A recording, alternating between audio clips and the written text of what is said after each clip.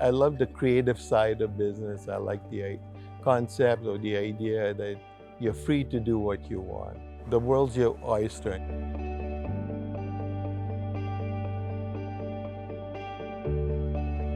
What happened next in your career after you got out of school and got your MBA? Yeah, my first job was I did some consulting for Boeing and a few of the larger companies, and then I was asked by the province of Manitoba to come and take on a consultancy role, which led to take on Enterprise Manitoba. I was really proud of creating Canada's first incubator program. And believe it or not, some of those companies from that incubator program now of almost 40 years ago are still around and have created hundreds of jobs.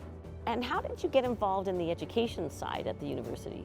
I was invited by the dean at that time, Dale Beckman, to come and teach a course on small business and entrepreneurship. At that time, I was running Enterprise Manitoba, the largest entrepreneurship program for the province. So they thought I could maybe add some value and bring, those kind of ideas that I was in government to the students. I'm happy to say that when I first started, they offered me one course with 25 seats in the classroom, a very small classroom. They offered 2 sections the next term, asked me if I would do it.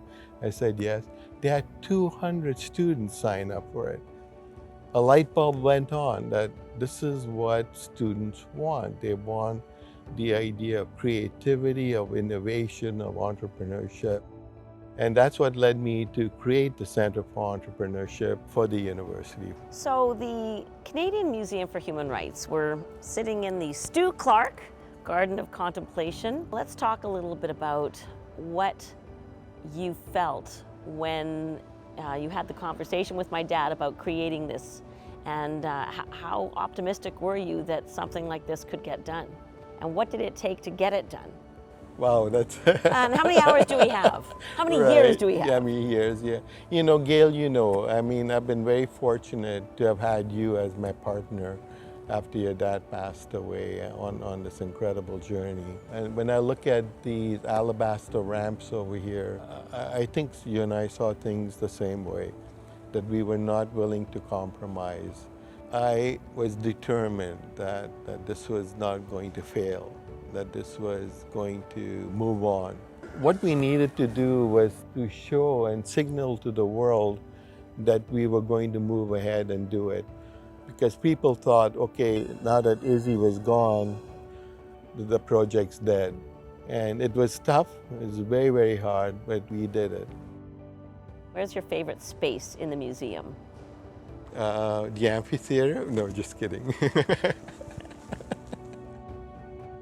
What are you excited about, the legacy that you're leaving from your work? I'm happy, like I said, that I, created this whole sort of idea that you can teach entrepreneurship, because at that time, it was fairly new and novel.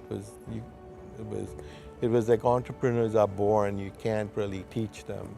And we proved otherwise. So hopefully you've got people who have started businesses and have employed people, and there's been prosperity. By the thousands, yeah. Yes, by the thousands. And for the museum, what are you most happy about with the legacy with the museum? Well, I think the legacy, and I think I'm sure you share that with me, is that every day when somebody walks through here and they're educated on human rights, that they become maybe slightly more attuned to what human rights is about.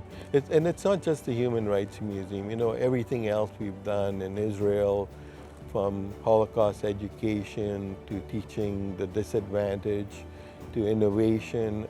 All of those things, I think, add on and maybe create better human beings, like more responsible, more caring human beings.